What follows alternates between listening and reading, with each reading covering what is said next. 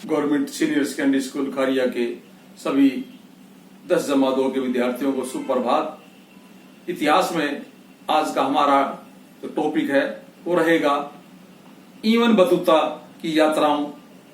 जो Ibn Battuta विदेशी यात्री यहाँ पर आया था भ्रमण करने के लिए, जो उसकी यात्राएं थी वो कठिन तथा जोखिम भरी थी।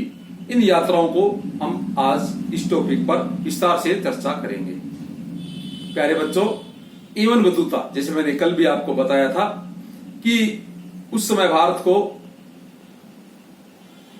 सोने की चिड़िया कहा जाता था और बहुत से विदेशी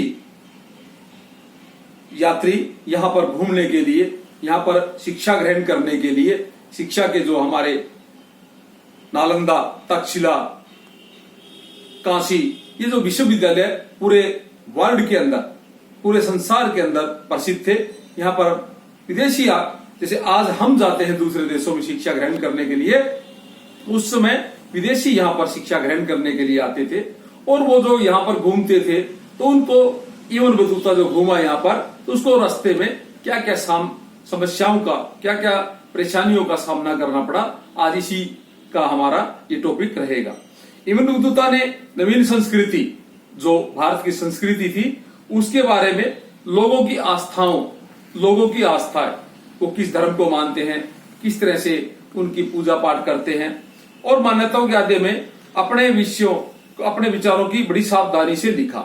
उन्होंने अपनी पुस्तक में लोगों की मान्यताओं, आस्थाओं के बारे में लिखा।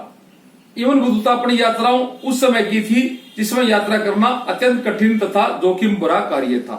उसने उस समय यात्रा की थी जब यात्रा करना बड़ा जोखिम भरा और कठिन कार्य था, क्योंकि उस समय लगभग पैदल ही यात्री चलते थे और वो यात्री भी ग्रुप के अंदर चलते थे ताकि कोई उनके ऊपर हमला या आक्रमण न कर दे।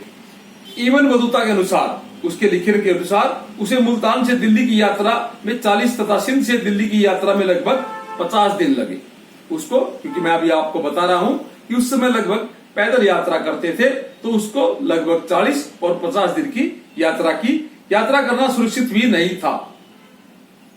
इब्न बतूता को कई बार डाकुओं द्वारा किए गए आक्रमण झेले। उस समय कुछ लोग ग्रुप बना लेते थे, गिरोह बना लेते थे और वो जो आने जाने वाले यात्रियों से पैसा या उसके पास कोई सोना चांदी जो भी चीज होती थी वो उसको लूट लेते थे। यूं तो अपने साथियों के साथ कारवां में चलना पसंद करता था। कारवां मैं भी आपको जो बता रहा था, ग्रुप, लोगों का ग्रुप।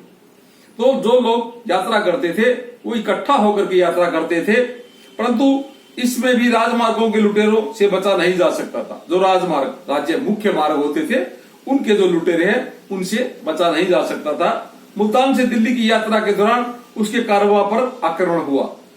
जब वह यात्रा कर रहा था तो जो लोगों का ग्रुप चल रहा था, इसमें इब्न बतूता भी शामिल था, डाकुओं ने उसके ऊपर हमला कर दिया।